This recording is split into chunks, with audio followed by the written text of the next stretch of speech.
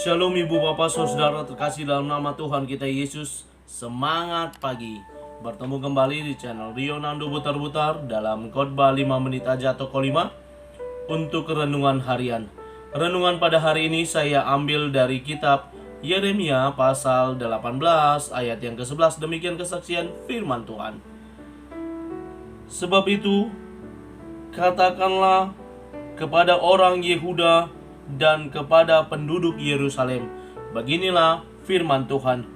Sesungguhnya aku ini sedang menyiapkan malapetaka terhadap kamu dan merancangkan rencana terhadap kamu.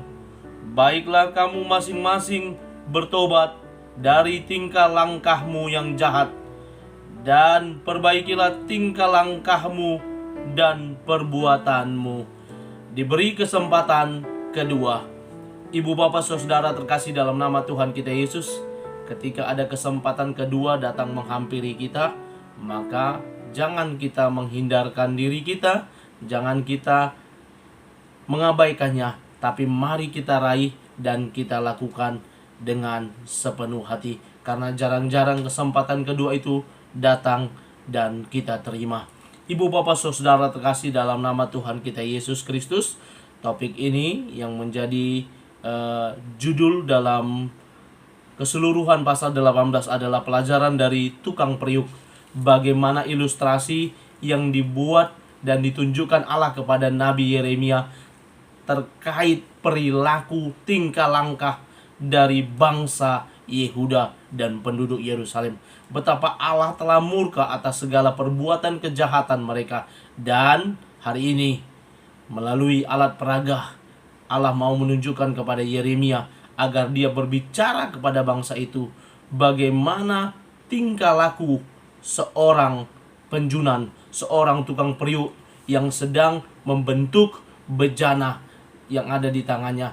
Bagaimana ketika tanah liat itu dibentuk menjadi sesuatu yang diinginkan, apakah menjadi piring, apakah menjadi cangkir, apakah menjadi cawan dan lain sebagainya. Dan ketika apa yang dibentuk oleh tukang periuk atau tukang bejana tersebut, ya kurang lebih kalau periuknya masih kurang bagus, maka akan dibentuk kembali, tidak dibuang, tapi diberikan kesempatan untuk dibentuk kembali menjadi periuk yang bagus dan indah. Ibu bapak saudara terkasih dalam nama Tuhan kita Yesus, dosa apa yang dilakukan oleh bangsa Israel, bangsa Yehuda, sehingga Allah begitu murka kepada mereka? Kalau kita lihat di khotbah pada hari Minggu, yakni reformasi spiritualitas yang disampaikan oleh Yosia, bagaimana dosa-dosa itu yang dia singkirkan, penyembahan berhala, penyembahan anak sulung kepada dewa Molok, dan dosa-dosa lainnya itu disingkirkan, dan Allah tidak berkenan atas itu semua. Dan kita tahu apa yang mereka lakukan itu. Ketika ditegur oleh nabi-nabi Allah, mereka tidak mau mengikutinya, malah mereka terus melakukan hal yang jahat. Sehingga sampailah pada nats ini bagaimana Allah telah merancangkan untuk menghukum bangsa itu, untuk mendisiplin bangsa itu atas segala yang jahat yang mereka lakukan, yang tidak berkenan di hadapan Allah. Dan saat ini Allah masih mau memberikan kesempatan kepada mereka. Allah berkata, aku ini sedang menyiapkan malapetaka terhadap kamu dan merancangkan rencana terhadap kamu. Baiklah kamu masing-masing bertobat dari tingkah langkahmu yang jahat. Ketika ada perbuatan jahat, Allah memberikan kesempatan, silakan bertobat.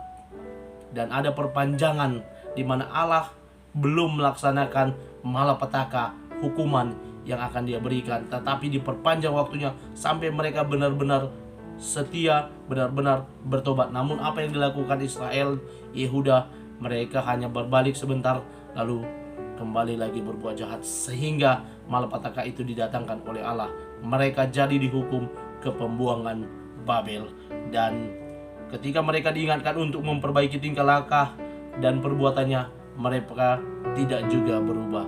Ibu bapak saudara terkasih dalam nama Tuhan kita Yesus, kiranya nats ini boleh mengingatkan kita untuk kita terus yang masih diberikan kesempatan untuk mengintrospeksi diri, semakin hari lagi semakin baik, semakin hari lagi semakin merenungkan kebenaran firman Tuhan yang menjadi patron, senjata, dan standar hidup kita untuk melangkah setiap harinya.